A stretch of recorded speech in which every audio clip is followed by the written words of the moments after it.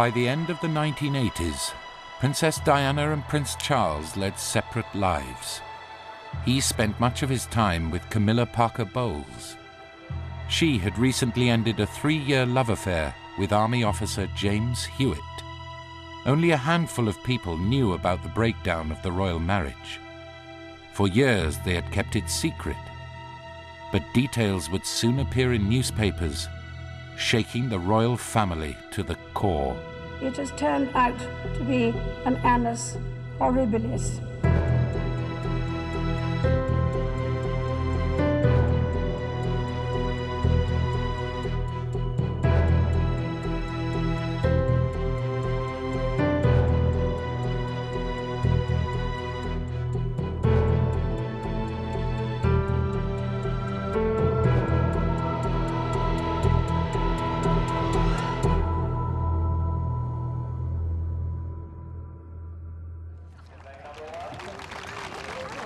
Diana was a single woman in all but name. Her days were filled with royal duties, usually separate from her husband. In the autumn of 1989, she began a new relationship. Within weeks, news of it reached the news desk of The Sun. A man had a tape of a conversation that he wanted to sell. The deputy editor arranged to meet him in a station car park. He came and sat in our car, we put the cassette in and listened to it, almost mesmerised for 20 minutes or so. Just so difficult, so complicated. He makes my life real torture. To my view, it was clearly her. We had no idea who the man was, and the content was absolutely explosive. Sad and full of empty. I thought, bloody hell, what have I done for this fucking family? Eventually, we managed to pin down that the man who was constantly referred to as James on the tape was James Gilby.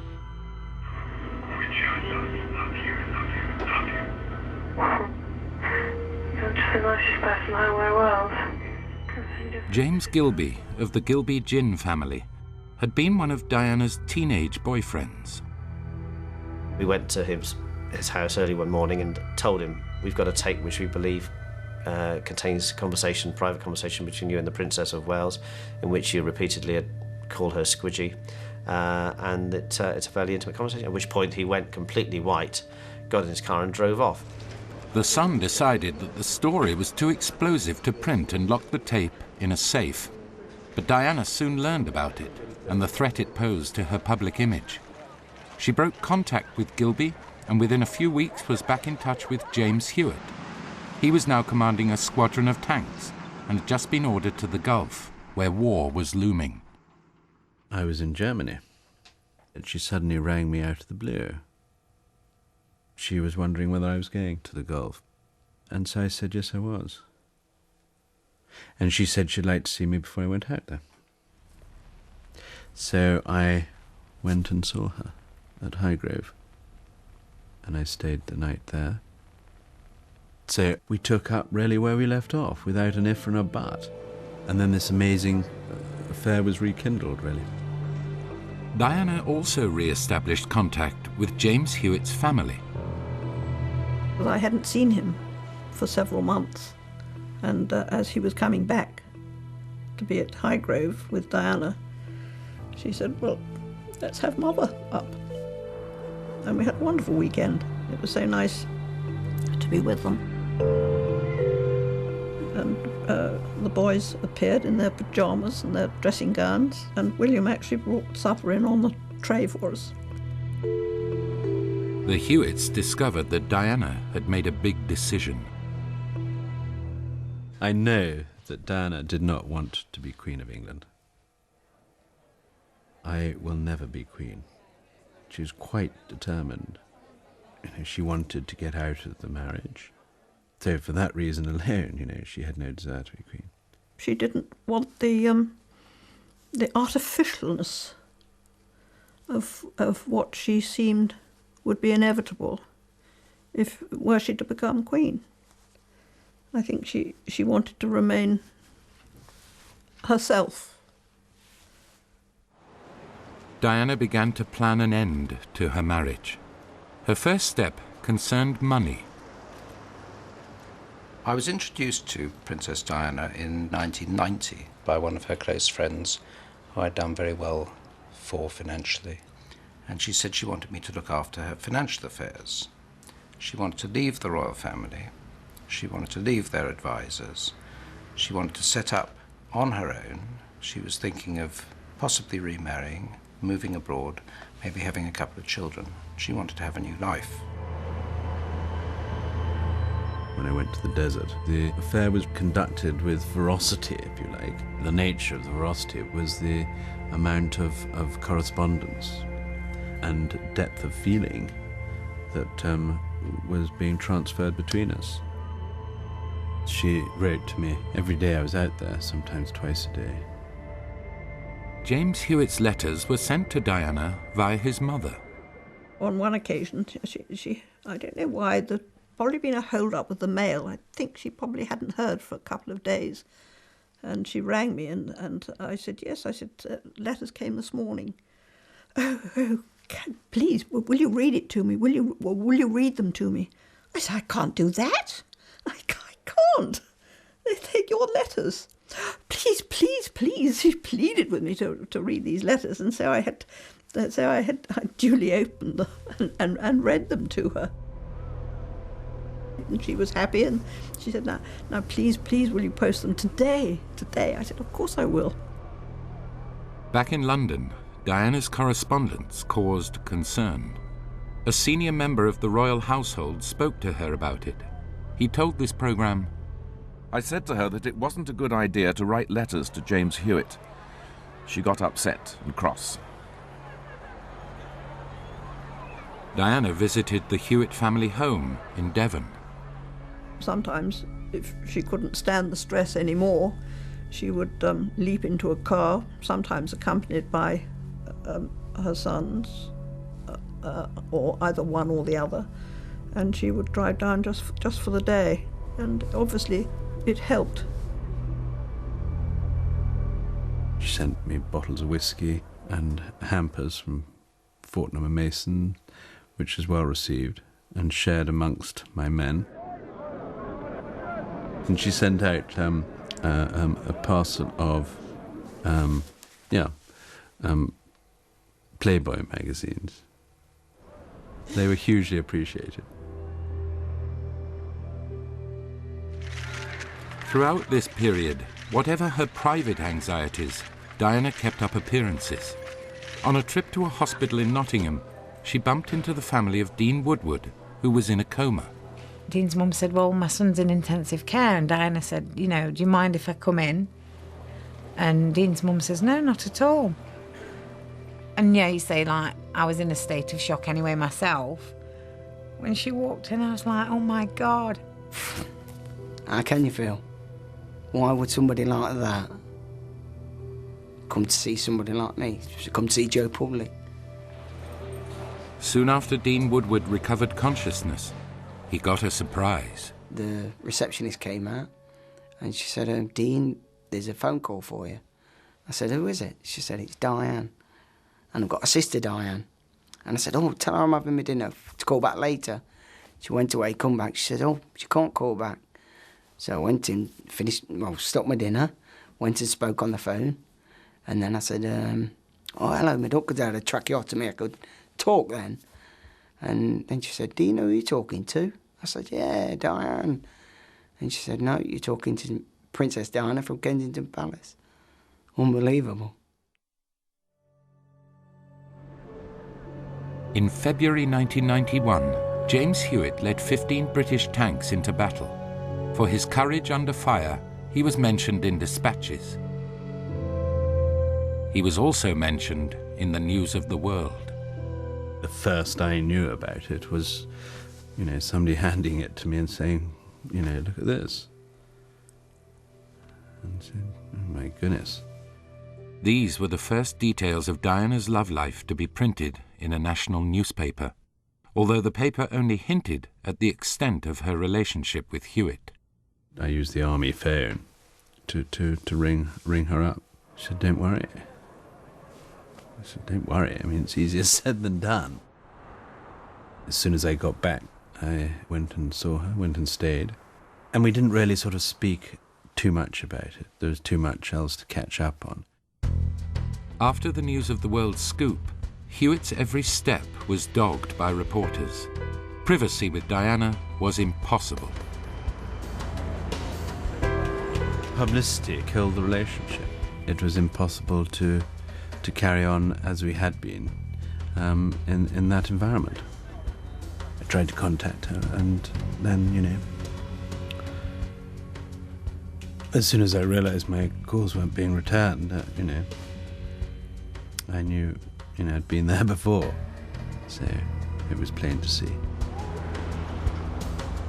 Diana now faced the risk that 2 damaging stories about her could be printed.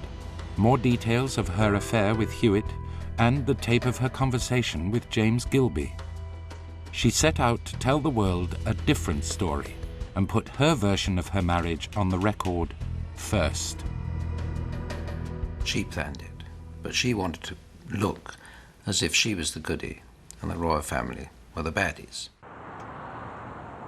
To tell the world her story, Diana turned to a journalist she'd been on friendly terms with for years. I vividly remember the first time Diana and Andrew Morton met. It was at a cocktail party, I think in Spain or somewhere like that.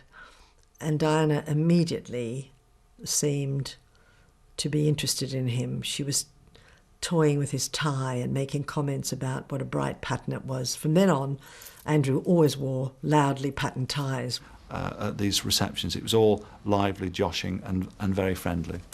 But it gave her an excuse to get close to him. She picked up his tie and pulled him towards her, and we were all standing back, amazed, gobsmacked. And the press officer, who was standing nearby, said, "God, I think I'll have to get a bucket of water and throw over them." In 1991, Andrew Morton wrote detailed stories about Diana's marriage.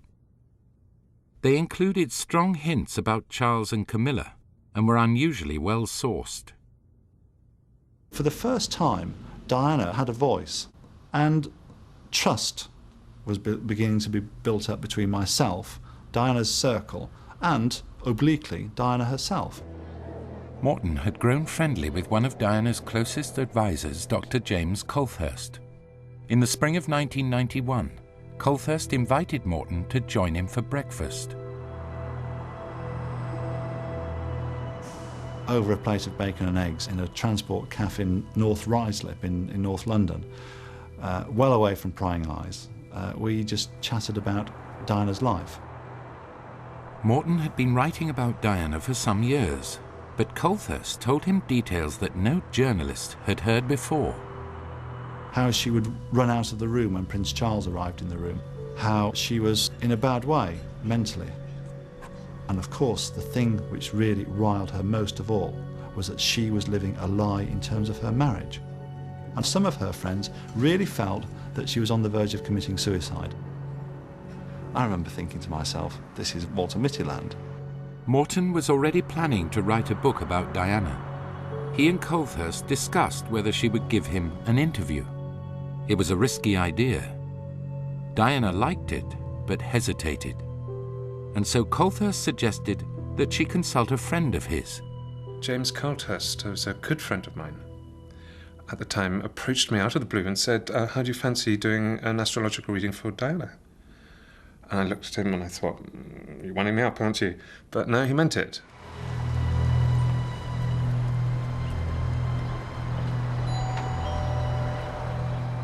One afternoon, Diana came to James Colthurst's house for the first of 2 consultations with Felix Lyle. Diana was thinking about doing a book, basically the revenge of the princess, and she wanted some astrological advice on it. There were doubts. She had serious worries and reservations about it. We talked through that, we talked about the possibilities and the mudslinging that would come out as a result of it. She asked me, well, what do you think? What are the auguries? I said, well, there's scandal here. Neptune was playing devious game, and also Pluto was playing a very strong role, and so there was complete transformation. In a way, she felt, well, if this is what's happening anyhow, I might as well facilitate it. And we smiled and said, well, that's it then. The book is going ahead. And I just think she wanted some form of external confirmation. Why she saw the stars as holding the secret to her, I don't really know. If she'd come to somebody like me or others and said, do you think we should do this? Do you think this is a good idea? We would have all said no, or I would have done anyway, and that was not what she wanted to hear. So she went ahead anyway because she was an instinctive creature. Andrew Morton sent Diana questions. During evenings alone, she responded, recording her answers on tape, her version of her unhappy marriage. She accused the royal family of disliking her popularity. There was immense jealousy because every single day I was on the front of the newspapers. She said she'd spent hours alone wondering where her husband was, causing her depression and bulimia. I had so many dreams as a young girl that my husband would look after me, encourage me, but I didn't get any of that. She accused Prince Charles of neglecting her and resuming his affair with Camilla Parker Bowles. The worst day of my life, realizing that Charles had gone back to Camilla. No royal writer had ever been handed such material, an attack on the character of the future king direct from his future queen. Every few days, Colthurst handed the tapes to Morton and returned with a fresh list of questions. He said, I got the whole thing rolling. The whole thing was rolling. The information was being gathered. She gave a lot. James was the centrepiece. He was the linchpin for the whole thing. I mean, it was a very slick operation because Morton never had to meet her. Recording tapes for Andrew Morton was not Diana's only unroyal activity. And a car pulled up, and that's when it hit me. I thought, God, she's really coming to the house.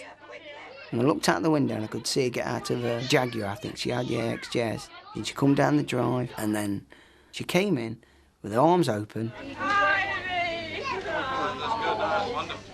Gave my mum a hug and hello Ivy, first name terms. Hello Ivy, hello John to my dad. And then she said, oh, I'm sorry I'm late. I'm sorry I'm late, we've got awfully long. And she says to Dean, oh, it's nice to see you now you've got your clothes on. So we all had a laugh about that. She broke the ice. She didn't make you feel uncomfortable or anything. She'd been there half an hour, and outside the street was becoming crowded. You know, word had got round. She was shocked to see that, because she didn't come for that. She came for me and my family. Not papers, not cameras, not public.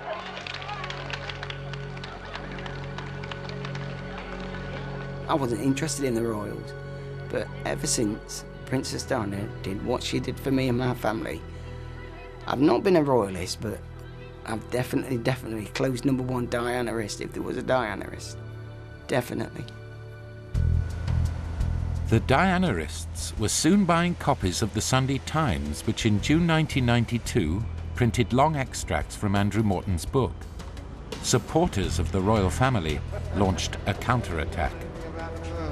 I think the public have been outraged by the intrusive nature of the authors and the journalists concerned. Andrew Morton knew that he was on his own. Diana would deny helping him. She had total, utter deniability, so that I would take the flak for it. It would be my responsibility. Some of her friends would bear the burden of it as well, and that was it. And she could then say to the Queen, say to Prince Charles, say to the Prime Minister, nothing to do with me. Palace officials passed on Diana's denials to the government and the press. Morton's book was soon being widely dismissed. Max Hastings, the editor of the Daily Telegraph, didn't believe a word of it. Now, we're dealing here with a book by somebody called Andrew Morton, whose only credentials is that he was a royal reporter. Now, I'm bound to say that royal reporters, if you can't get a job as a pianist in a brothel, you become a royal reporter. With the book facing ridicule, Diana decided she must publicly support it. She visited one of those whose help Andrew Morton had acknowledged, Caroline Bartholomew, and someone called the papers. And I got a phone call saying the Princess of Wales is at Caroline's house. Caroline, one of Brook's flatmates. So I shot round there. The door opened up, sharp on 9 o'clock. Diana stepped out, looked up at me, kissed Caroline on both cheeks, kissed the baby and kissed Caroline's husband, looked up to see if I was shooting, walked to the car and looked at me all the way up the street as she drove towards me, giving me full chance to get more photographs. The reason was very simple, to show the world that Diana gave support to those friends who stuck their neck out to speak to me. It was significant that whoever told me was able to tell me when the Princess of Wales was leaving. Lots of people know when somebody's arriving someplace. It was very difficult to guess when somebody's leaving. Well, I only know who phoned me. And I'm not telling you. This was the hinge of Diana's life. She had publicly endorsed an onslaught on the Prince of Wales. She had broken the most basic rule of the monarchy. One of the things that really has made the royal family work over so many years is the discretion and the fact that their friends, they never talk to the media, and their friends never talk to them, and they are surrounded by this complete wall of loyalty and trust. And to have one of their own members with a regular hotline to Andrew Morton or whoever it was absolutely devastating for them. In the book, which she had read in draft and approved, Diana painted Prince Charles as a selfish, lazy man who would rather play polo than spend time with his sons. It had spite built into it, and I think in some way it satisfied her need for revenge. Part of me felt a little bit ashamed of that, actually, and I just felt that maybe I should have rethought my strategy originally.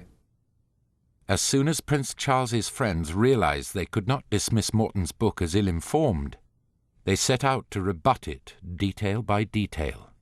Several contacted writer Penny Junor. I think Morton's book is 100% credible as Diana's version of her story. I think it is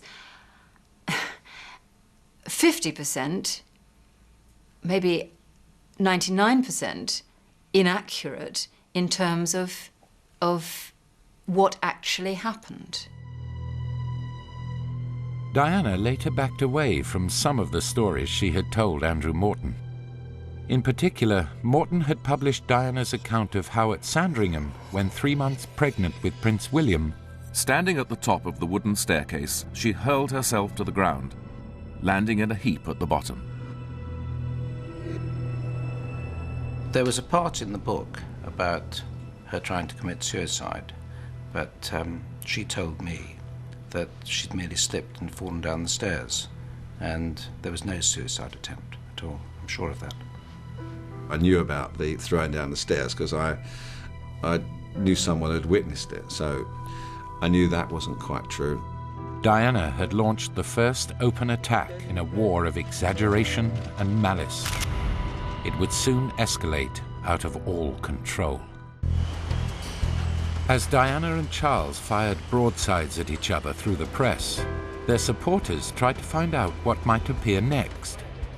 Camilla Parker Bowles spoke regularly to The Sun. We had a very civilised relationship over the phone. We met a couple of times.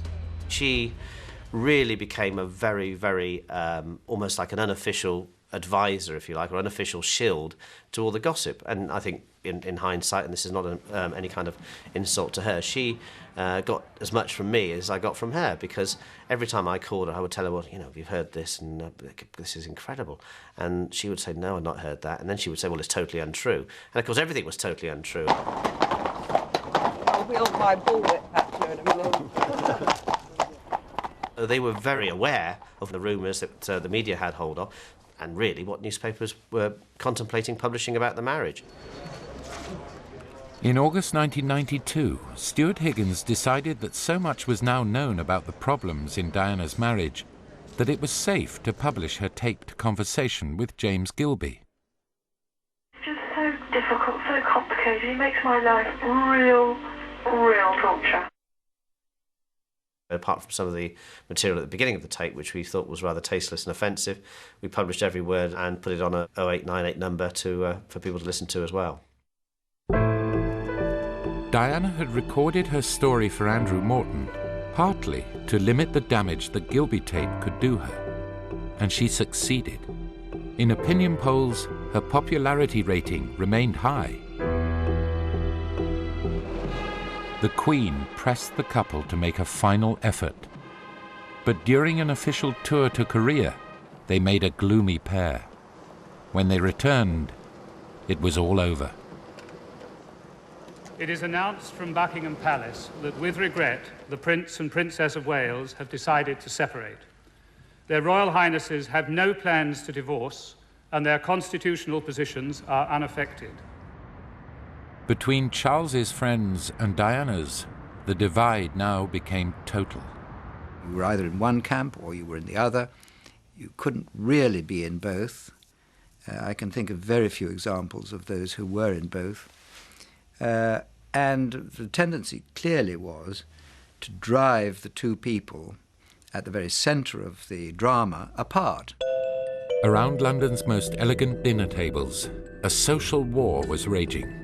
Lord Palumbo had been one of Charles's friends since the Prince was 16, but by now he was on the Princess's side. Oh, the warfare is total in such circumstances. The warfare is very nasty and very deep and very bitter. In public terms, there was supposed to be a dignified silence, but quite clearly the friends that the Prince had were very influential, had good contacts with the media. They took the opportunity to say that this was the Princess's fault. When I was told one day that the Princess is clinically mad and needs treatment. The Princess was unbalanced, the Princess was this, the Princess was that, she was unstable, she was bulimic, she was so on and so forth. And similarly damaging things about the Prince of Wales and his relationship with Camilla Parker Bowles. In the aftermath of Andrew Morton's book, newspapers dug up more details about Prince Charles's affair. The Prince's circle issued an absolute denial to the press. They are very close, but are nothing other than very good friends. It is Diana's obsession that makes it sound otherwise. But then a man from Chester called the Daily Mirror. He too had a tape. I can't bear a Sunday night without you. Oh, God. Trouble is, I need you several times a week. So do I. I need you all the week, all the time. The Mirror's publication of this tape proved that Diana's complaint about Camilla was not just an obsession. Then you realise that actually Diana, far from being potty, her suspicions were absolutely correct, and that they had been arranging these meetings. They had been at friends, but people that she considered to be friends of her and Charles, who were playing a double game. But it is highly appropriate that the conference should hear first from Turning Point's very active and involved patron, who will probably not mind if I describe her as one of us. A wife and a mother and a daughter and a friend and someone who's known problems in life of her own and has courageously used... Diana became a symbol of the abused woman who had conquered despair and fought back. She addressed women's support groups, making speeches that hinted at personal experience. As their world closes in on them, their self-esteem evaporates into a haze of loneliness and desperation as they retreat further and further from those who could help them. The outside world also took Diana's side. Her solo visits drew far more attention than those of her royal relatives. She was incredibly charismatic. I defy anybody to say they have met her and not been bowled over by her, the charisma that she just oozed. Although Diana was semi-detached from the royal family, world leaders queued up to receive her. And she also charmed big business. There was one particular case where a multinational whom I'd been trying to court for 6 years and not been very successful suddenly decided they'd like to support us. So she really had the ability to attract ordinary people people who were in positions of authority and the media, and that combination was dynamite for a charity. Diana made numerous visits to New York, her new favourite city, where she was idolised by high society and the glossy magazines. For Vanity Fair, Diana was, was an icon of a period in time, an international symbol, the likes of which you get, maybe 3 or 4 times a century. Nobody knows anything about who does or doesn't sell, but when she was alive, she sold. Diana was a superstar who, it seemed, could connect with anybody. She'd stopped off for a night at the Carlisle Hotel in New York, got up to her room when the phone rang, and the switchboard said, "Is that the Princess of Wales?" "Yes." "Well, there's a man on the phone says he's your husband, and says he's calling from a payphone down the street. His name's Charles Windsor." And she took the call. And she'd clearly worked out that some enterprising figure on the street had seen her flit from limo to lobby and thought, "My God, was that who I thought it was?" Put through the call, and she had apparently a fascinating 40-minute conversation with whoever this was.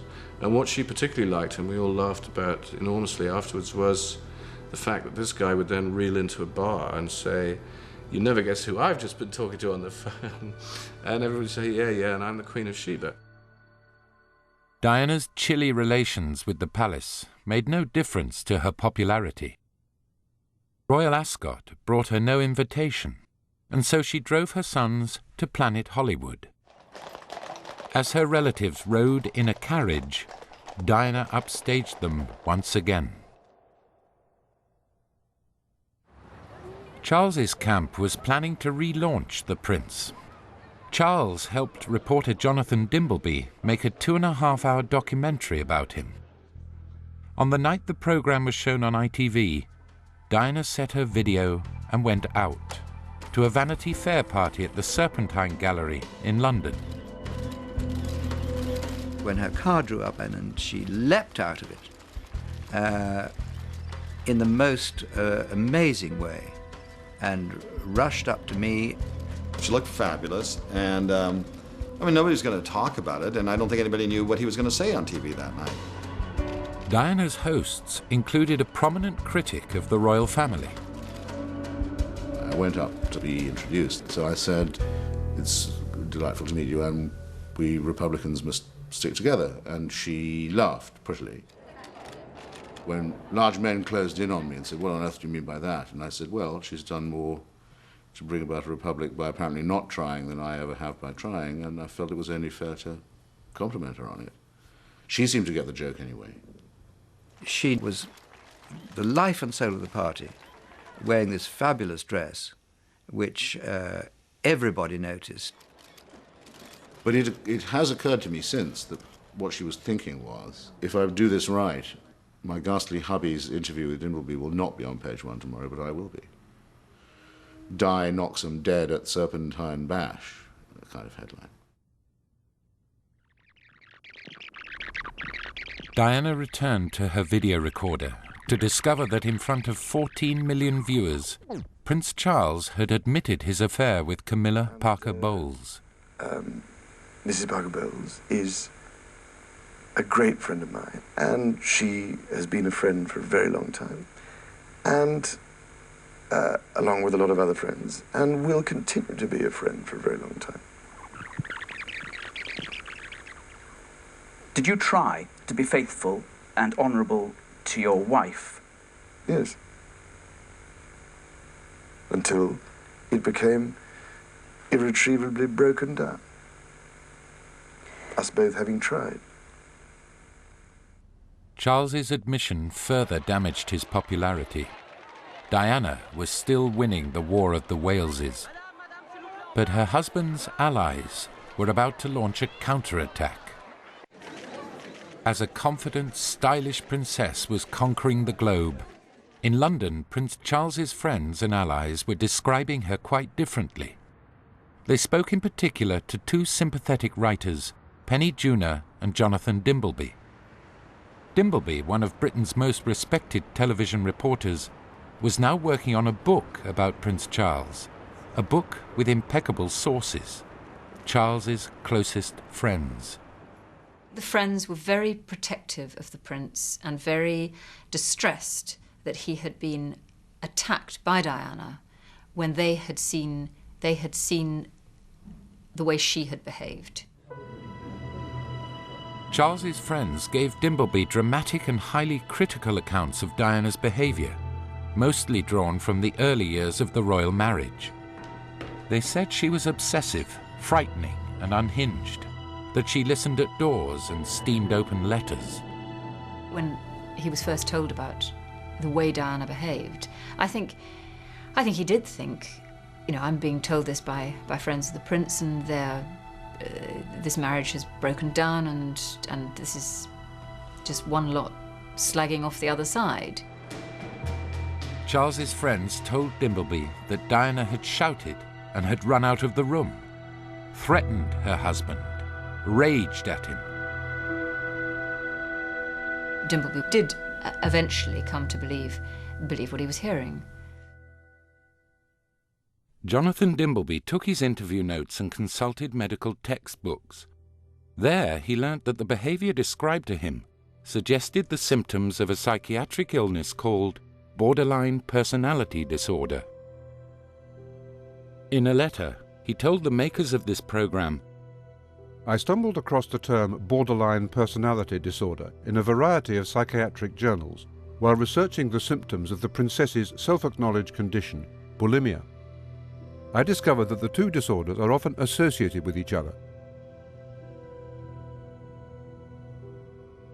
Dimbleby discussed Diana's alleged symptoms with two psychiatrists, but he did not reveal that she was the subject of his inquiries. One of the psychiatrists was Dr. Paul Aylard, brother of Prince Charles's own private secretary, Richard Aylard.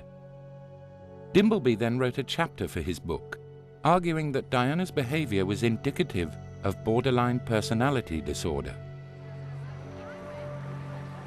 But was Diana, so serene and accomplished on the international stage, really suffering from a mental illness?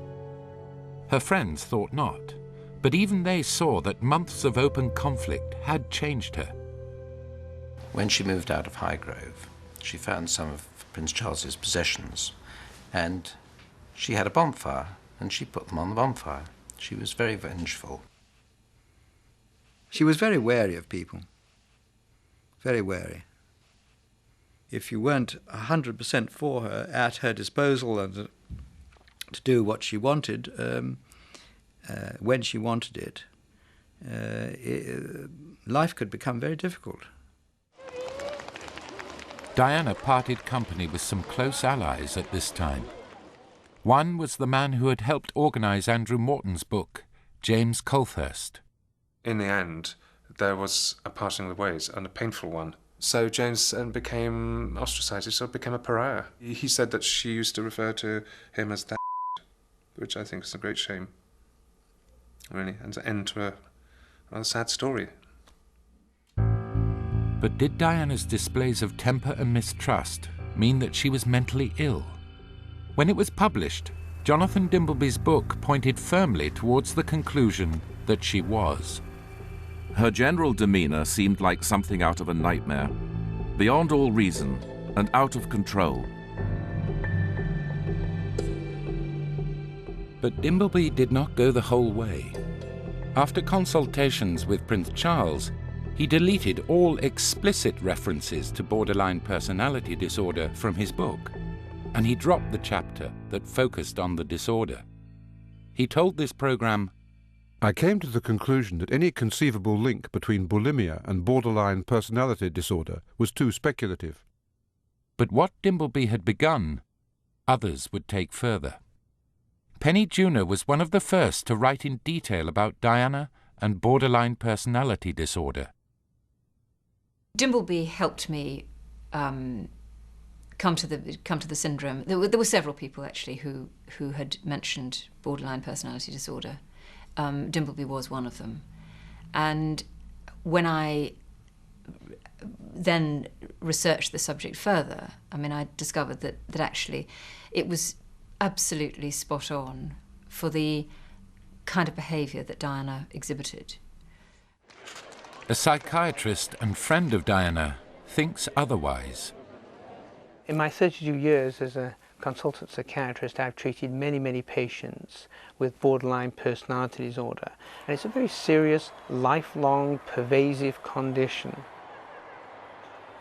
I met Princess Diana and I spoke to her, and she was able to perform extremely well in all areas of her life that the public knew about. And my professional opinion is it would not have been possible for her to meet with heads of state, to assume all these responsibilities that she did all over the world if she had a serious personality disorder. I'm not a psychologist, I just know that she was in many ways, a very ordinary, natural person to be with. Yes, like everybody, she had her moments when she was upset, but she also regarded her work as a job, so that for 99% of the time she was able to handle her own feelings.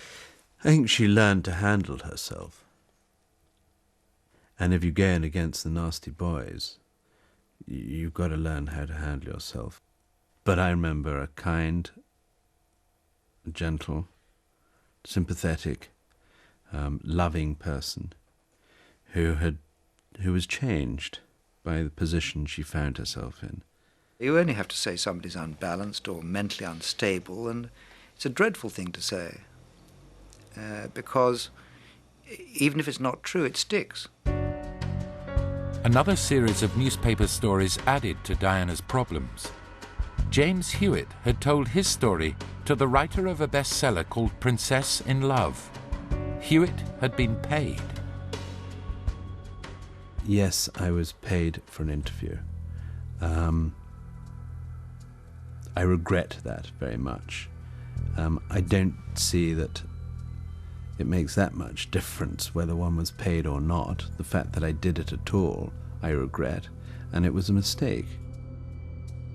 Had one not made the mistake, for all probably the right reasons, but it was a mistake nevertheless, things would have panned out differently for me, I'm sure. You know, I tried to rectify a situation, and it went wrong. I don't think it's damaged anybody, particularly other than myself.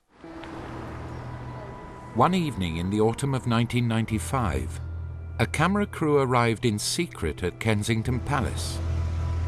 For months, the papers had been filled with damaging stories about Diana's love life and her state of mind. She was beginning to lose public support, and so she had decided to use the most powerful medium in the world to settle her conflict with Prince Charles once and for all. She won't go quietly, that's the problem. I'll fight till the end, because I believe that I have a role to fulfill. And I got 2 children to bring up. Do you think Mrs. Parker Bowles was a factor in the breakdown of your marriage? Well, there were 3 of us in this marriage, so it was a bit crowded. Diana also responded to her critics. In the previous months, newspapers had reported that she had made obsessive phone calls to a married art dealer. There were also a series of telephone calls which allegedly were made by you to a Mr. Oliver Hoare. Did you make what were described as nuisance phone calls? I was reputed to have made 300 telephone calls in a very short space of time, which, bearing my lifestyle at that time, made me a very busy lady. No, I didn't, but that again was a huge move to discredit me, and very nearly did me in, the injustice of it. Diana told me that she made probably 300 or 400 telephone calls to Oliver Hoare. She made them from phone boxes, from different addresses. She wore disguises to go to the phone boxes. She wore gloves, and she really covered her tracks, but she did make the phone calls. If he didn't answer the phone, she normally put the phone down. Had you made any of those calls at all? I used to, yes, I had rung up, yes. Once, twice, 3 times? I don't know, but it was a period of 6 to 9 months. A few times, but certainly not an obsessive manner, no. She was actually worried that she might be arrested and charged with making nuisance calls. The most devastating moment of Diana's interview came when she talked about her husband's future. Do you think he would wish to be king? There was always conflict on that subject with him when we discussed it. And I understood that conflict because it's a very demanding role, being Prince of Wales, but it's equally a more demanding role being king. And being Prince of Wales produces more freedom now, and being king would be a little bit more suffocating. And because I know the character, I would think that the top job, as I call it, would bring enormous limitations to him. And I don't know whether he could adapt to that. It gave ammunition to those people who opposed her unnecessarily. Good evening. So the Princess of Wales does not expect... Newsnight had gathered together a group to discuss Diana's interview immediately after it was broadcast. She was represented by Anthony Holden and Charles by Government Minister Nicholas Soames, one of his closest friends. I think we were all in our different ways thinking, well, she's not going to say anything very interesting. Did your relationship go beyond a close friendship? Yes, it did. Yes. Wait a minute, did she just admit adultery with Hewitt? Yes, I adored him. Yes, I was in love with him. But I was very let down. My God, and this programme, for us as for everybody, moved into a different stratosphere. And when she came up with, well, I want to be Queen of Hearts, I want to be Queen of People's Hearts, Nicky Soames, by this time getting very indignant, said, I bet you wrote that, Holden. And sure, he let rip. It really is the sort of advanced stages of paranoia. So she's made it all up. She's paranoid. I've simply no idea, but it seems to me like the advanced stages of paranoia. Seeing him and hearing him say this publicly, I felt was a pretty important development. There he was going out on a limb on behalf of his prince. It seemed to me that this was the end game. Never. And I'm sure that those people who were advising the Prince of Wales said, I told you so. That's what she's all about. After 2 years of gossip and exaggeration, this was the last straw. For Diana and Charles, divorce was now inevitable. The Princess talked to me on occasion about what might have been, and that prompted me to feel, perhaps wrongly, that there was some hope. But unfortunately, that wasn't the case. The two camps had become so entrenched and so deeply divided, and the feeling so bitter, that it was not possible to find any common ground. In March 1995, Diana enjoyed a long weekend in the French capital. We were staying in Paris, and Prince William and Prince Harry were there as well. And miraculously, we remained unobserved for 2 days, during which we had a wonderful time, because we were able to wander about completely incognito, go up the Eiffel Tower, do all the tourist things that, you know, everybody does.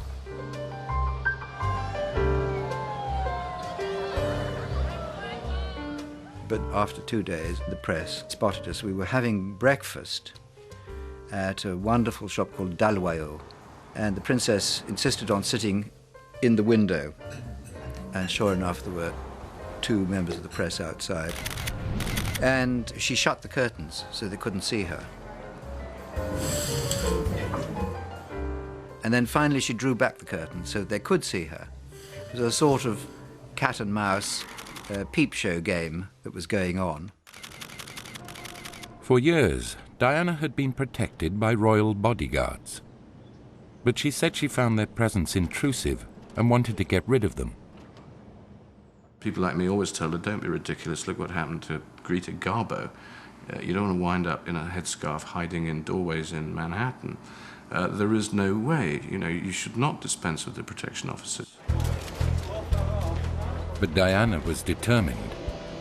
And so instead of close protection, she got close-up photography.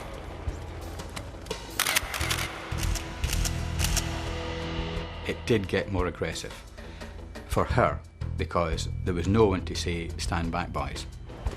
And there was no one with that little hint of authority in her voice to make sure that if you didn't stand back, you were going to have your collar filled. My God, the prices of the pictures was going through the roof. If Princess Diana is going to be photographed getting a bargain ticket, what else can we get? So suddenly, sitting on the Princess Diana's tail for 24 hours a day, 7 days a week, became very much worth it. There was one photographer in particular who used to really speak to the princess in the most appalling way. He talked about her as the loon, meaning she was crazy. The photographer who coined the phrase was Mark Saunders. As an in-joke, you would say, is it a loony lunch? Which would mean, what's the situation? Is it all clear today, or is she in a bad mood? And if the answer was, yep, it's Looney Tunes, that meant keep a low profile. It was genuinely a term of endearment, a laugh, an in-joke. She got into a taxi and put her head down between her legs.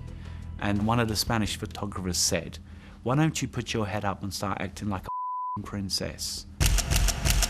And I myself, as a photographer, was there, was part of that. And that's certainly not something I would look back on with any sort of pride.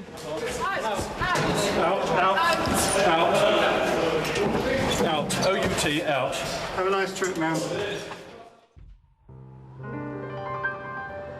America was the only place Diana felt safe from press harassment. She said she felt at home there, and even talked of moving there to live. Her closest friend, Brazilian Lucia Flecha de Lima, had left London for America, and Diana was a regular visitor. I really loved her as a daughter, and she was a most wonderful friend to me. She brought a lot of joy, of light, of laughter, of dramas into my life. She made me feel young again. She made me feel her age. We would share things. Flecha de Lima believed Diana needed more support in America, someone else she could trust. Over a series of lunches, Lucia auditioned a potential confidant for the princess. Over a period of about 9 months, Lucia told me quite a few controversial things that people could have sold to the tabloids and all sorts of things, and I think they tested me. Discretion and reliability were the main qualities put to the test.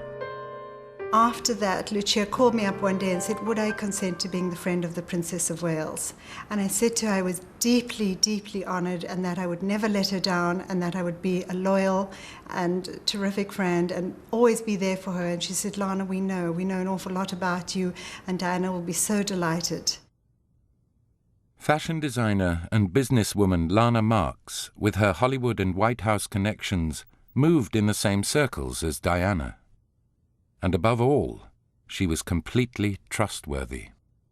I would bring her for lunch, and we had a great variety of conversations. Some of them were very serious, and others were just two girlfriends having been to a charity event the night before and chatting about who was wearing what and who said what to who, and just a load of fun. Back in London, while visiting a friend, a patient at the Brompton Hospital, Diana met his surgeon, Hasnat Khan. He had left his native Pakistan to study under Britain's leading heart specialist. Diana told me that Hasnat Khan was a wonderful gentleman who came into her life when she was most vulnerable and needing somebody who could give her security, who could help her through this very difficult time when she was breaking up with Prince Charles. The doctor hated publicity, and Diana went to great lengths to keep their relationship a secret. She used to wear disguises, she used to wear wigs. And they went out all over the country. She went out to Ronnie Scott's club with Hasnat Khan, wearing a wig. She wasn't detected. Some newspapers learned about Diana's secret life. but they didn't get the full story. There was one particular occasion where she gave an exclusive to the Sunday papers to say that she'd been visiting patients at the Brompton Hospital. In fact, she hadn't spent the whole evening at the Brompton Hospital. She'd spent some of it at Hasna Khan's flat. And she told me, whatever happened, please don't say anything about it. So when I was asked about it, I said that, no, as far as I know, she'd spent the whole time at the Brompton Hospital.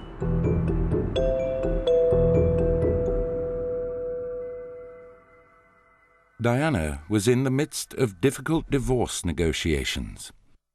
She wanted the press on her side. So she hired a media advisor. I'm absolutely delighted. I think it's going to be very difficult, but very good and hard work. The situation when I arrived there in January '96 was that most of the journalists themselves didn't believe what she was saying, didn't trust, you know, the messages that were put out, because she had tried to manipulate them too often. Together, Diana and Atkinson launched a charm offensive on editors and writers. Chatting with Diana was a revelation because she was very candid, surprisingly candid. She called Buckingham Palace the leper colony, and if you wanted to know what she thought about the Queen Mother, she called the Queen Mother the chief leper in the leper colony. Diana went beyond nasty nicknames with Tiggy Leg Burke, the nanny Prince Charles employed to look after his sons. When Tiggy was spotted pouring champagne for Prince William at a school picnic, Diana instructed her office to brief the press. We ran a story about what the princess had said about Tiggy Leg Burke, and the next day she went completely potty and said, "I'd never said that."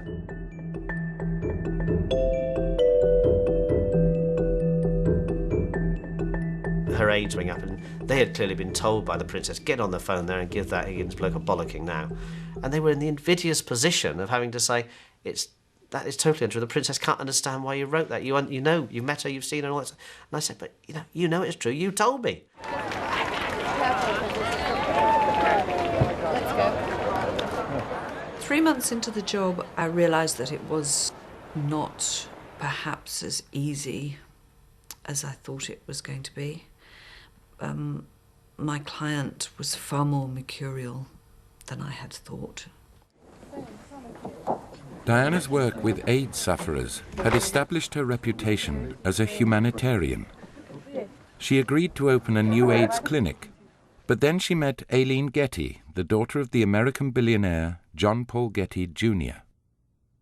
I got into the department and found a message to say that Diana had decided that she was going to bring Aileen Getty. Now, Aileen Getty was a high-profile American with HIV and AIDS who had just hit London, was travelling around every television and radio studio in the capital talking about HIV and AIDS, had latched on to Diana.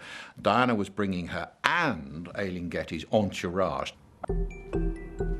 She, through meetings with Aileen Getty, was persuaded that this was a huge opportunity to broaden the objective, to draw attention to women and AIDS. So I can remember ringing up Jane Atkinson and going bananas down the phone, sort of saying, "It's not a zoo. She can't just bring all these people in. These are patients that we're dealing with." And he was very angry, and he did shout at me down the telephone as to how I could have allowed this. So I told him to speak to her directly. Diana came on and I said, "Ma'am, listen, as far as I'm concerned, it doesn't matter to me whether you come or not, OK? It really doesn't matter, but I'm not having you treating us in this way. I'm quite happy to call it all off now." She said, "Oh, Michael, you must trust me. It'll all be all right." Anyway, she arrived, and we had got the whole thing worked out. Aileen Getty would be sort of taken by one of us, sat at the back of this room, Diana sitting in the front. I got up, having sat next to Diana, and Diana went like that to Aileen Getty. Aileen Getty came from the back of the room to the front of the room. The princess motioned Aileen to sit very close to her. She held hands with Aileen all the way through, and that was the photograph that got used.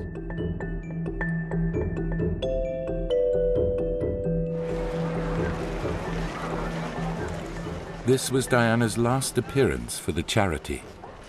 She had lost the trust of Britain's leading AIDS specialist. Because she was trying to sort so many other things out in her life, she became distracted by that.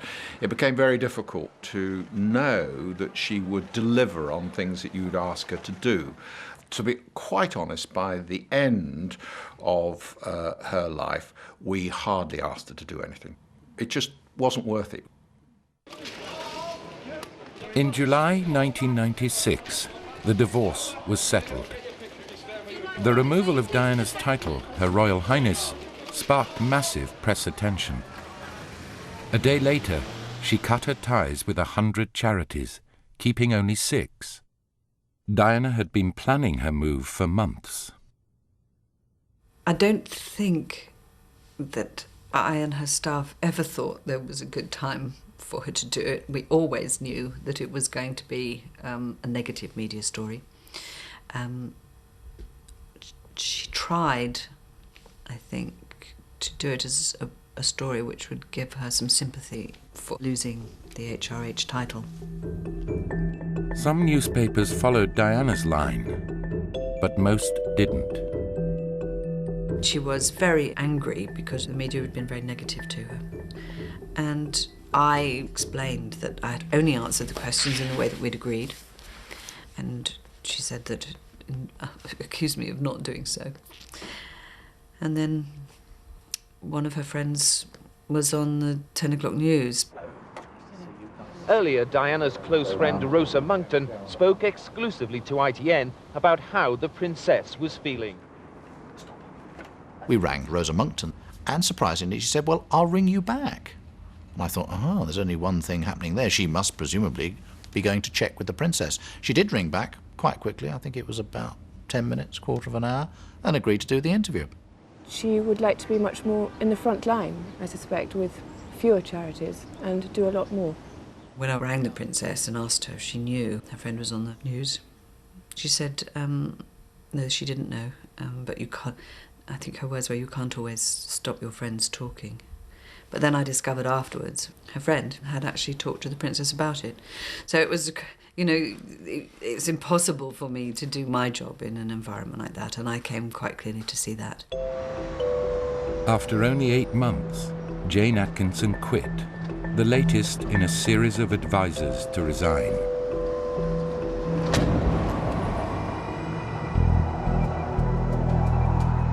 In the face of difficulties at home, Diana increasingly turned away from Britain, both for her personal and her public life. She was a fixture on the American charity scene, where her presence guaranteed flattering press coverage and huge donations. New York society turned out to attend a dinner at which the princess was to receive the Humanitarian of the Year award. There were any number of celebrities in this town who actually had offered to up their donations. I mean, there's one gentleman who offered to up his donation from, he used to buy a $10,000 table at our dinner, and asked if he could donate $50,000, but the caveat was that he had to sit next to the princess on the dais, which we declined, actually.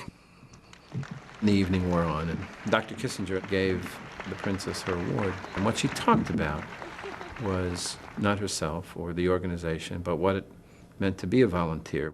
I think of the parents who this very night are standing around a hospital bed, not knowing if their child will wake in the morning. And a woman actually who was sitting in the audience somewhat near me, much to my dismay, actually yelled out to her, "Where are your children, Diana?" At that moment, a hush came over the crowd, and she simply looked to the back of the room and said, "At school." And proceeded on with the rest of her speech, for which she got a standing ovation. Diana's grace under pressure was one reason she was such a solid gold fundraiser. In a jaded world, you're always looking for somebody that's just trying to go out and make a difference. Our average dinner probably averaged 1.2 million. That night our dinner was $2.2 million, and we've never come close to it since, nor do I expect to. Diana could generate charities an extra $1 million an evening, but she wanted more, an official role. She approached the Prime Minister, John Major. Diana wanted to be an ambassador for the United Kingdom. She invited John Major to discuss it with him, and he agreed it would be a good idea. Shortly after their discussion, Diana attended a meeting of Centrepoint, a charity for the homeless, to make a speech. She had a huge goggle factor. You know, people wanted to see her, and that in itself meant that she could head up an organisation like Centrepoint. I'm appalled at the dangers young people face on the streets and how vulnerable they are to exploitation.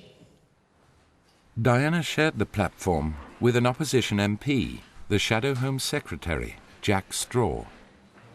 She found herself at the centre of a political storm. It became a huge furore. It was talked about in the Houses of Parliament, and Centrepoint's name was...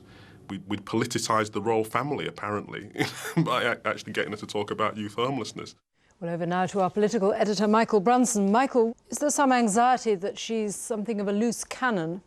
There's a great division tonight among Tory MPs and among some Labour MPs too, and Liberal Democrats as well, about exactly how the Princess is going to go forward from this point onwards. Just 2 days before, the Queen had discussed Diana's ambassadorial role with John Major. He had to get permission from the royal family, and they blocked it. And I was there on the morning that she got a fax saying that unfortunately she couldn't be an ambassador for the United Kingdom. And she was absolutely furious. She was really, really cross. She started screaming and said, "I can't understand why they treat me like this." But Diana would not be thwarted. When she learned the Red Cross was conducting a worldwide campaign to ban landmines, she asked if she could visit Angola, the most mined country in the world. She did call me to say, what should she wear? I have to say I found that highly amusing, as even my wife wouldn't ask that question of me, but I told her what I was going to wear. I mean, chino trousers and an open neck shirt, and that the staff with me would be wearing the same kind of thing, because we were going into some pretty dirty, some pretty awful places. The welcoming party included experienced war reporters. I was very cynical about Diana, and I thought the trip was important because I'd worked a lot as a correspondent covering the issue of landmines in Mozambique and Angola, which her trip was meant to highlight. But I just saw it as a big publicity stunt, another chance for her to be photographed in front of victims looking beautiful. It's an enormous privilege for me to be invited here to Angola in order to assist the Red Cross in its campaign to ban once and for all anti-personal landmines. Diana's call for a worldwide ban upset a member of the British government. Once again, she found herself at the centre of a political row.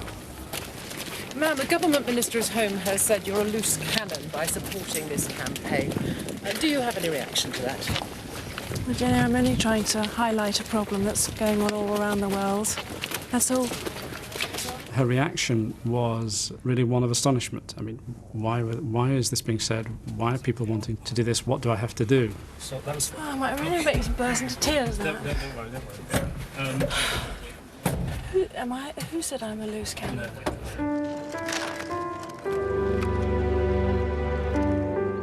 If you try and think, who in the world would you identify who could give a very simple global message and get people to listen and take notice? Well, I can't think of anybody even now that would do that. Not a single individual.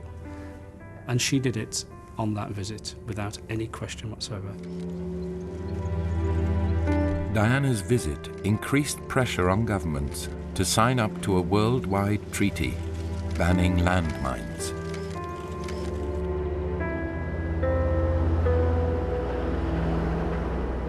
Angola's probably one of the few places she could go to, and people really had no idea who she was. She went to some of the bedsides, and I actually interpreted for her because I speak Portuguese. What's happened here? And there was a little girl lying who was clearly in a terrible condition. All her insides were hanging out, and she caught the attention of Princess Diana, who started asking her questions. Yeah, that's right. So that's why presumably she's lost the weight she has. She's lost the weight because she can't take in nutrition. I think that's enough. She eats, but... After she'd moved on, I stayed and just asked the girl a few more questions. And she said to me, "Who is that?" And I said, "She's a princess from England, from far away." And she said to me, "Is she an angel?" And I found that really moving. This little girl probably died a few hours after that. I know she died. And it somehow seemed nice that that was the last thing that she saw, was this beautiful lady that she thought was an angel. She had this kind of aura about her, which I've only seen really, I would say, with Nelson Mandela. She somehow managed to transmit to them this feeling of really caring what had happened. It didn't seem cynical at all once you were actually there with her. I was very impressed. It changed my view of her. In May 1997, Diana arrived in Pakistan. Her trip was ostensibly to visit the cancer hospital run by her friend, Imran Khan, and his British wife, Jemima. But her real reason was to meet the family of her lover, Hasnat Khan. I think she would have come anyway, but also I think she felt that it was a good chance, a good opportunity to meet Dr. Hasnat's family. She'd been involved with him for 2 years, and Princess Diana wanted to marry him. And she really, she had decided that he was the man. But Hasnat's family were divided, and he refused to commit to Diana. She went from great joy to great despair. Sometimes she said, "Oh God, it's never going to work. He doesn't want to see me anymore." I had it in my mind that I was going to talk to him, because having married someone from outside my culture, maybe if there was something that could be cleared, or if there was some advice that could be given, maybe I would be able to help. But before Imran Khan could act, Diana went to Saint-Tropez on the French Riviera.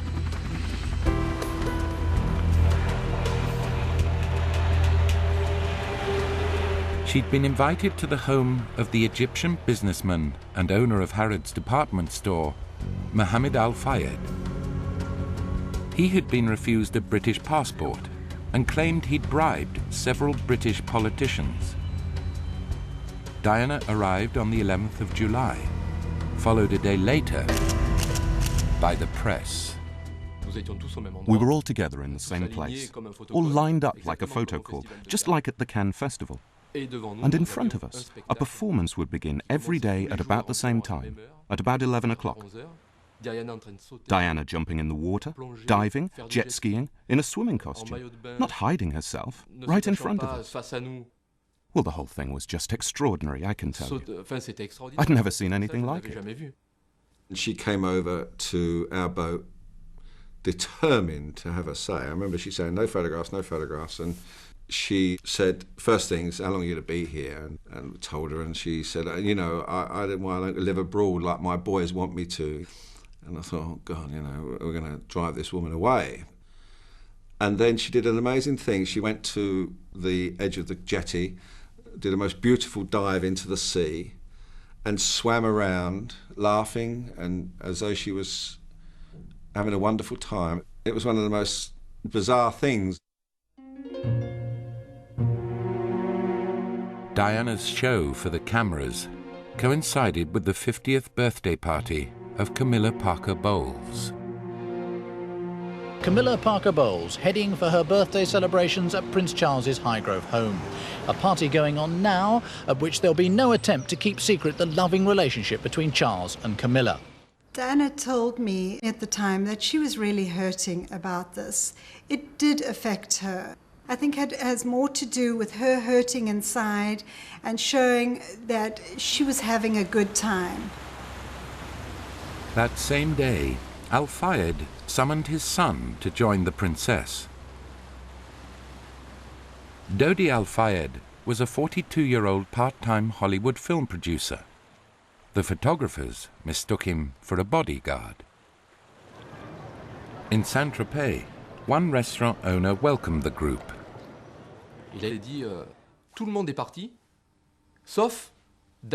He told me everyone left apart from Diana and her bodyguard.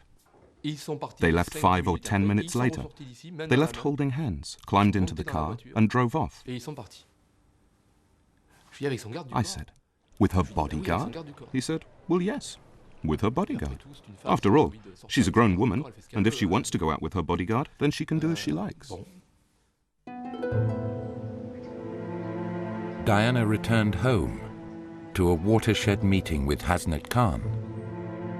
Diana told me that her relationship with Hasnat Khan was not going to go any further. And she said, "I can't just sit home at Kensington Palace, Lana, and watch the four walls. I'm a young person. I need to get out." At the end of July, Diana went back to the Mediterranean. Only this time she was on her own with Dodi Al-Fayed. Here was a gentleman who was giving her a very good time. He was attentive. She was having a lovely summer in beautiful circumstances in the south of France. Dodi Al-Fayed was simply a rebound situation. Calculated, I suppose, to upset Hasnat Khan, the person she'd been seeing. I think it was simply a summer fling. 4 days into the cruise, this photograph was taken. Someone close to the princess had called a top celebrity photographer, Jason Fraser, and told him where and with whom she would be. After 2 years of dodging the press with Hasnat Khan, this was one relationship Diana made no attempt to hide.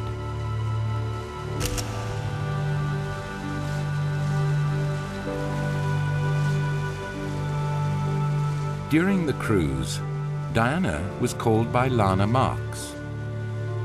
They had arranged to go to the Italian lakes together in late August. But Lana's father died suddenly. I called Diana and told her of my very sad news and that unfortunately I wouldn't be able to go away on vacation with her. But this left her with the free week at the end of her summer. And when Dodi asked if she would come back to the south of France, she agreed.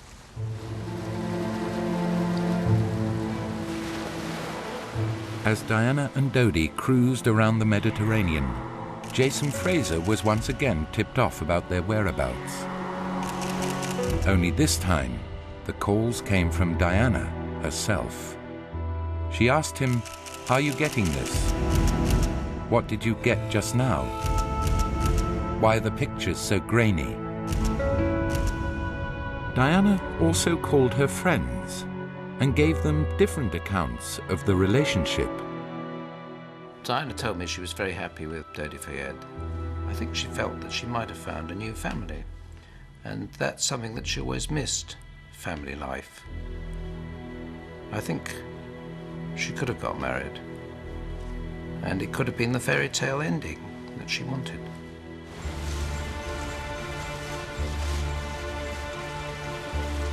Diana told me that her summer was coming to an end now, and she had asked for an earlier flight back to London to return 2 days earlier because she'd had enough. But Dodi persuaded Diana to stay on, and on the 30th of August, they flew to Paris.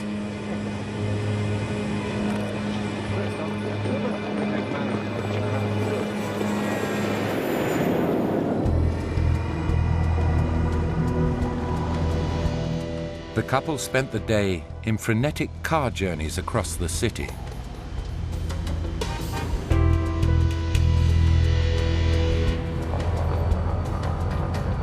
The word was out that the princess was around.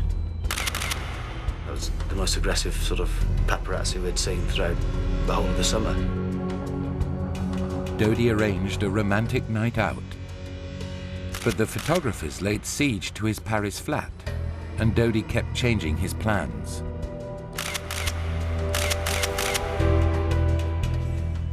When we left that evening, we still, myself and Kes, still didn't know the venue that they were leaving to. You know, tempers were getting a bit short. It was very close that somebody was going to get injured.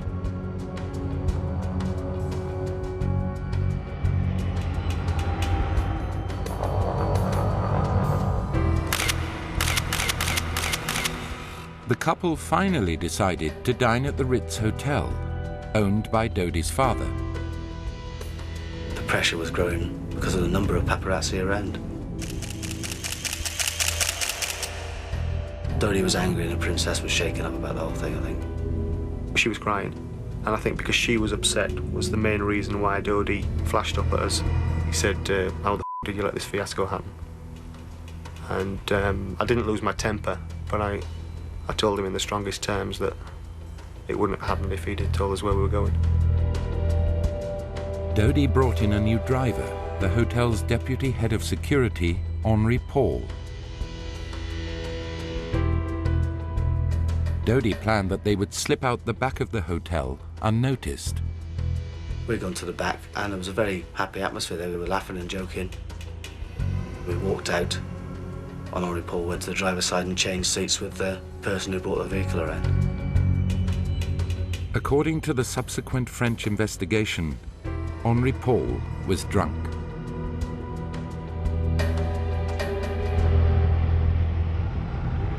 The photographers were soon in hot pursuit.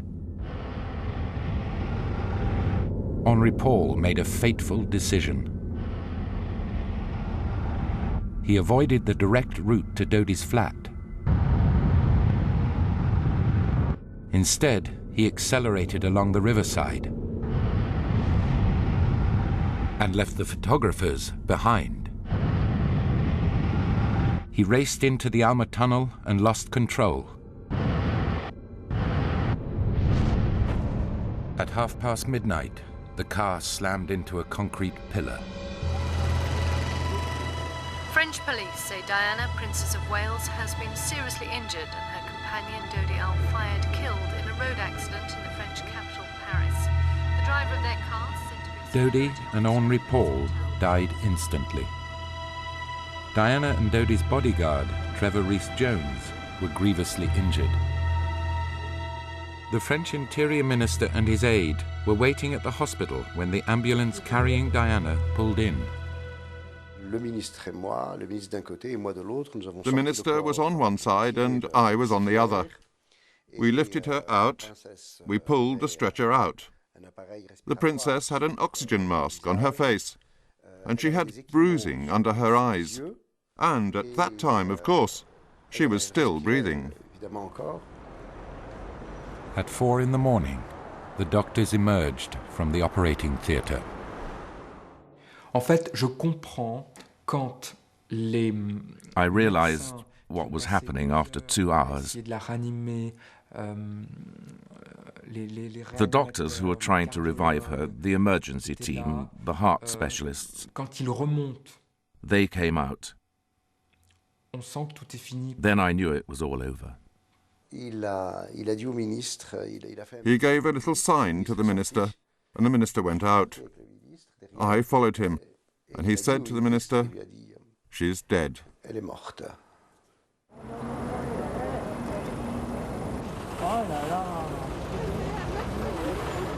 We watched the news coming up. It seemed to strike everybody connected with it. I had photographers too stunned to speak on the phone. I had a little girl come in. I'd phoned someone and got a girl to come in and help me on the desk. She was useless. Poor girl just cried for 5 hours. Within an hour of Diana's death, 6 photographers had been arrested. The story began to come back that she'd been pursued by photographers. I felt ill at the thought of this. And I felt guilt and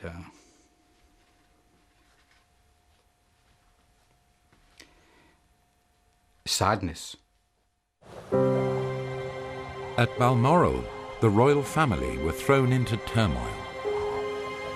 I was told by 2 sources, one royal, one ministerial, that there was a tremendous breakdown between the Charles camp and the Queen's camp.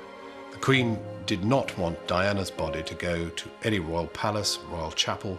She wanted it left at an undertaker's.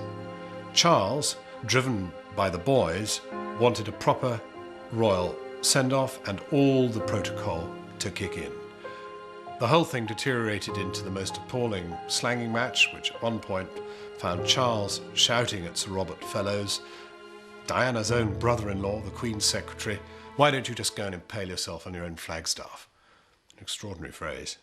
And another royal official saying, "Well, what would you rather, ma'am, that she be taken away in a Harrods van?" 8 hours after Diana died, the royal family set off for Sunday church. As always, since the divorce, Diana's name was left out of the royal prayers. Outside Buckingham Palace, the first signs of the extraordinary public reaction to Diana's death.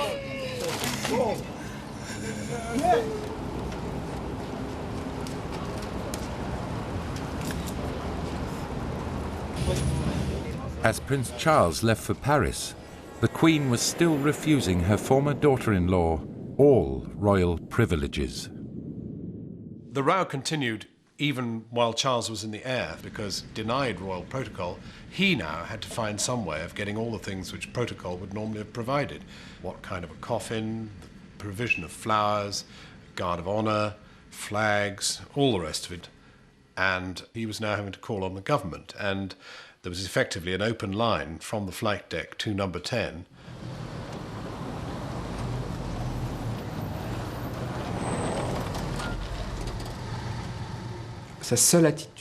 The only thing that mattered to him from start to finish was concern for the Princess of Wales. Little details. We couldn't find one of her earrings, and he kept saying, "No, she can't go without her second earring." Little things like that. You could tell he was really, really distraught, completely shattered.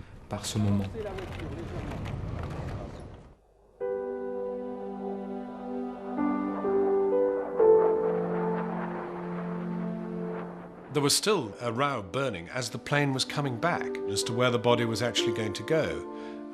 The Queen pretty sure now that she'd got her way and that it was going to go straight to the Fulham Road undertakers, and Prince Charles determined to get it to St James's Palace to lie in the Chapel Royal there. The government was being asked to provide for both eventualities. But in the end, Charles got his way.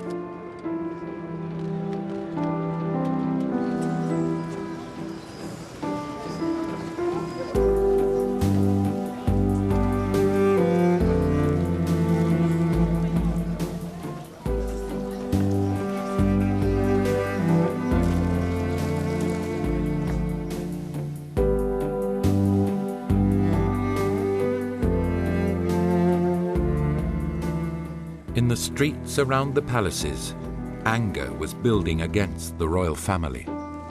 Many blamed them for expelling Diana. The lack of a half-mast flag over Buckingham Palace was taken as a sign of the Queen's unwillingness to mourn.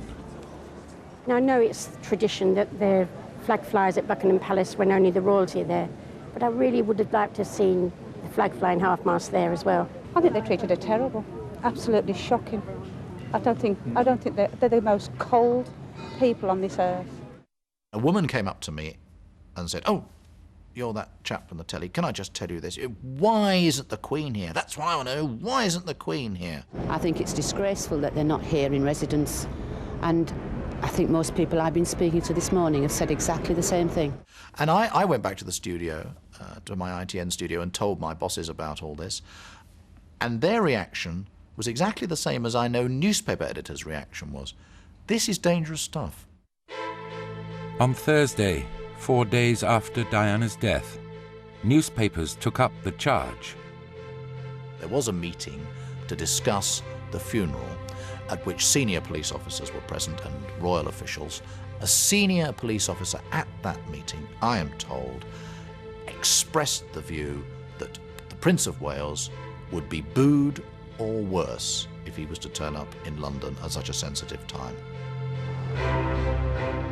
The following day, the Queen returned. There were real worries, according to my ministerial source, about what kind of a reception the Queen was going to get.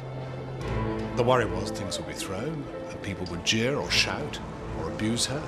And so the decision was taken that they should do it as near the gates of Buckingham Palace as possible, so that an escape existed if anything went wrong.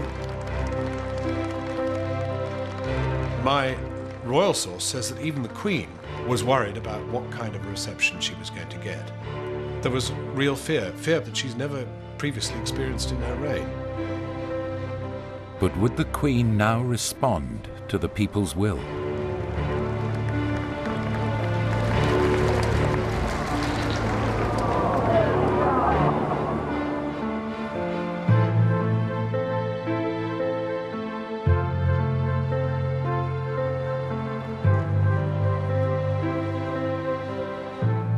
First, I want to pay tribute to Diana myself. She was an exceptional and gifted human being.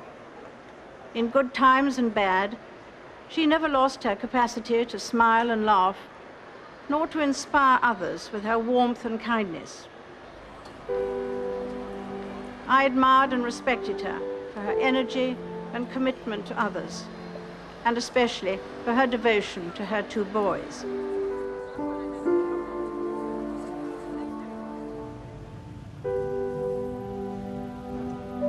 As the day of the funeral dawned, more than 1 million people lined the route.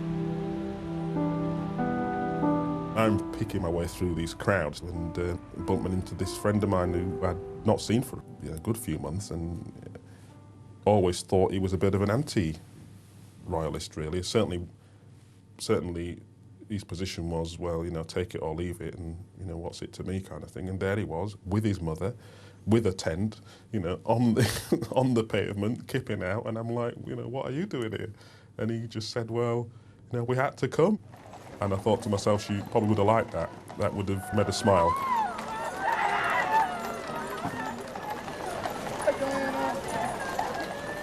And finally, breaking with royal tradition, a flag flew at half-mast over Buckingham Palace.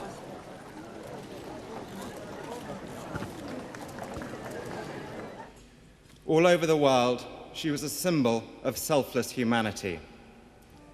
A very British girl who transcended nationality. Someone with a natural nobility who was classless, and who proved in the last year that she needed no royal title to continue to generate her particular brand of magic. The applause, which erupted outside Westminster Abbey and quickly spread inside, was a reminder that for years Diana had battled against the royal establishment.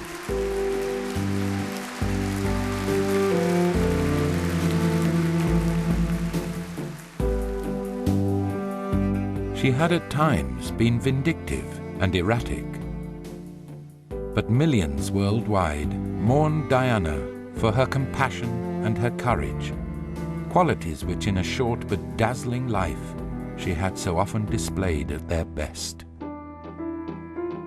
Above all, we give thanks for the life of a woman I'm so proud to be able to call my sister. The unique, the complex, the extraordinary and irreplaceable Diana, whose beauty, both internal and external, will never be extinguished from our minds.